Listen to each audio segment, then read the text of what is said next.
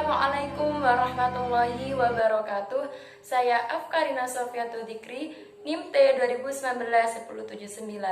Alhamdulillah, pada kesempatan ini saya masih diberikan kesehatan, akal yang sempurna, sehingga di sini saya bisa menjelaskan terkait dengan program-program bimbingan dan konseling di sekolah maupun di madrasah. Sebab yang pertama terkait dengan bab ini yaitu pengantar urgensi program bimbingan konseling di sekolah ataupun madrasah. Nah, layanan bimbingan dan konseling di sini dan program-programnya sangatlah penting di dalam dunia pendidikan.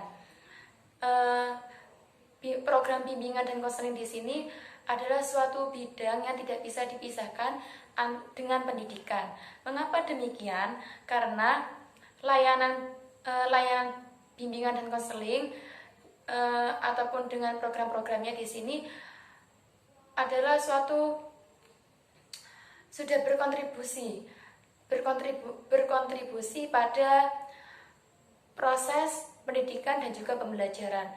Karena di sini program-program pada bimbingan dan konseling bisa membantu siswa dalam kegiatan belajar, dalam pengembangan pribadi siswa, mengembangkan potensi-potensi bakat yang ada dalam diri siswa. Nah, tanpa bantuan atau kontribusi dari bimbingan konseling ini, maka pendidikan tidak akan mewujudkan atau menjadikan atau mempersiapkan individu menjadi yang optimal.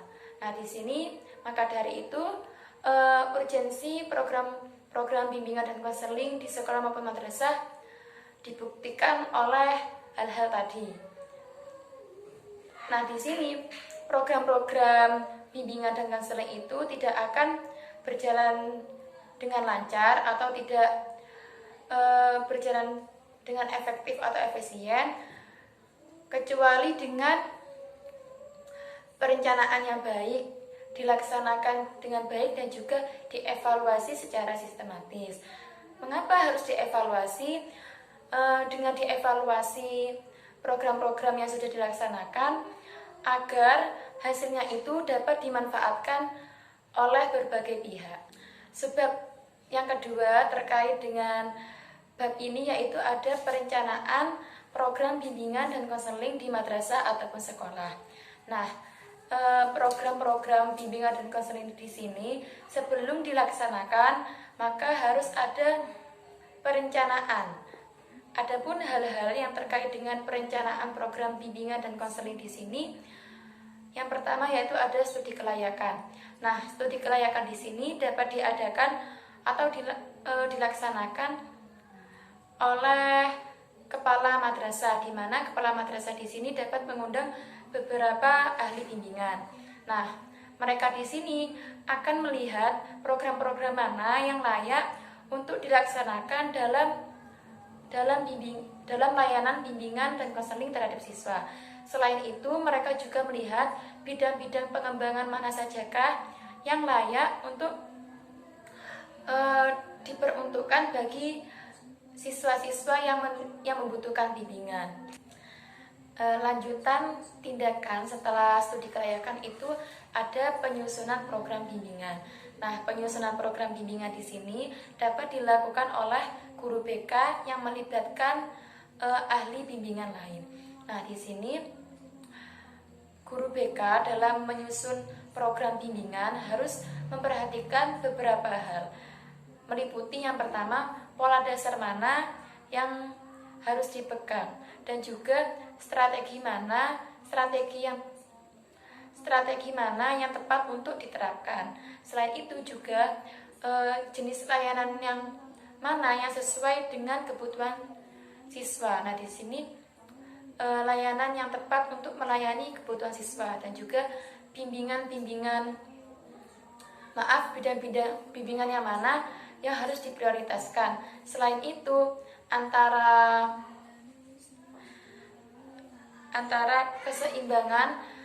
memberikan keseimbangan antara konsultasi secara berkelompok dan juga secara individual. Nah, ketika guru BK ini sudah selesai menyusun program bimbingan, selanjutnya yaitu diadakan pembahasan.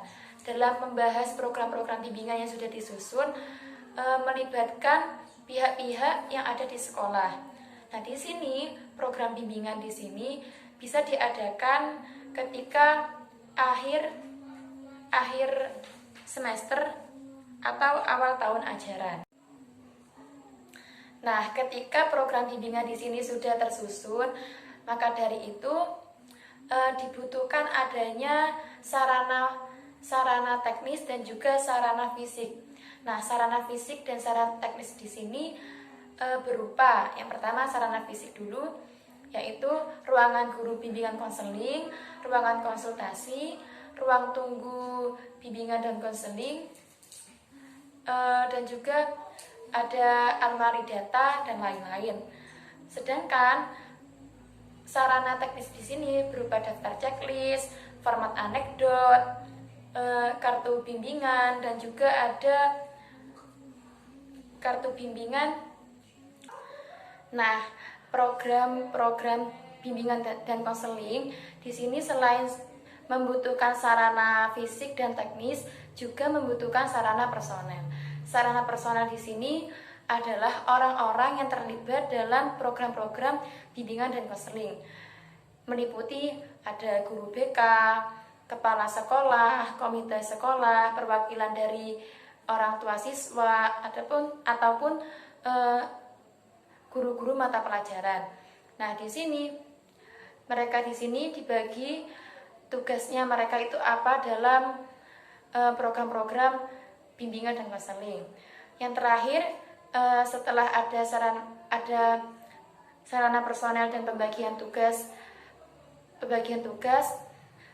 kegiatan-kegiatan penunjang. Nah, kegiatan-kegiatan penunjang di sini berupa pertemuan antara staf dari bimbingan dan konseling dengan masyarakat atau dengan lembaga lain yang terkait dengan program-program BK yang disusun. Nah, di sini semisal ya terkait dengan bimbingan pengembangan karir. Nah, di sini